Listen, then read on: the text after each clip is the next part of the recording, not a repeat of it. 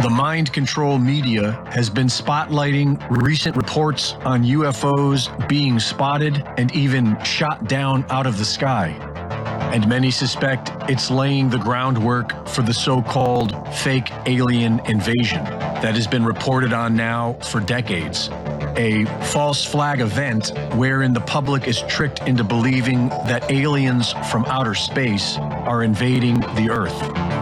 In his 1991 book, Behold a Pale Horse, William Cooper claimed that secret groups within the U.S. government have designed their own flying saucer technology and are planning to launch a staged alien invasion in order to create a one-world government. What I discovered was amazing. What I discovered, ladies and gentlemen, is that there has been a plan in existence since about 1917, and probably before that, to create an artificial extraterrestrial threat to this Earth in order to create a one-world totalitarian socialist government. Nazi scientist and former head of NASA, Wernher von Braun, reportedly told his assistant, Carol Rosen, that a fake alien invasion will be the final gambit of an ongoing plan to create a one-world government. And we have to prevent the weaponization of space because there is a lie being told to everyone that the weaponization of space is now first being based upon the evil empire, the Russians. There are many enemies, he said, against whom we're going to build this space-based weapon system, the first of whom was the Russians, which was existing at that time. Then there would be terrorists. Then there would be third world countries. Now we call them rogue nations or nations of concern. Then there would be asteroids. And then he would repeat to me over and over, and the last card, the last card, the last card would be the extraterrestrial threat. The fake alien invasion is only possible if there are advanced technologies being hidden from the public, capable of pulling it off.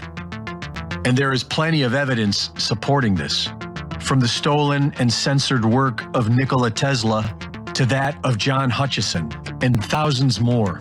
According to some sources, these technologies were discovered by back engineering alien spacecraft.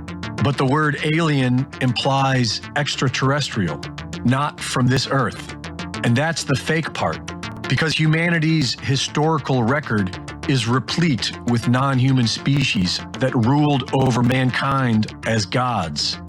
This story is the most prolific story on Earth.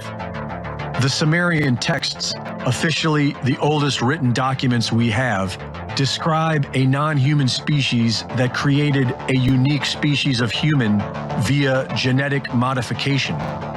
These non-humans then began mating with human women and created a new race of giants.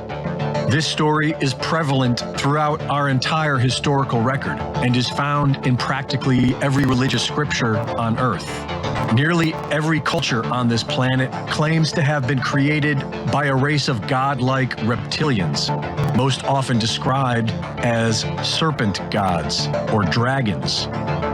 David Icke has compiled scores of personal accounts describing an interdimensional reptilian-like species that hides in the shadows by shape-shifting and taking possession of a human's body.